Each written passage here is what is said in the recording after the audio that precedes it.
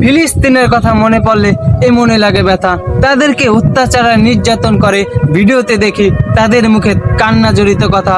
এক মুসলিম অপর মুসলিমের ভাই, তাদের যদি অত্যাচার আর নির্যাতন করে আমরা কেমনে সহ্য করব ভাই?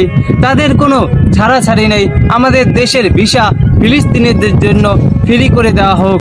আমরা নিজেরা টিম গঠন করে ওদের সাথে যুদ্ধ করব, হইলে শহীদ নইলে ওমর হয়ে আসব।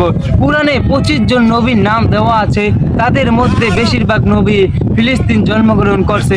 ওই দেশের মাটিতে কিন্তু এখনো রহমত বইছে।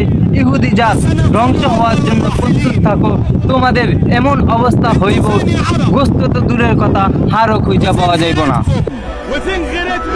اخواتنا في فلسطين محتاجين وقفتكم. على عهدي على ديني على ارض تلاقيني اهلي انا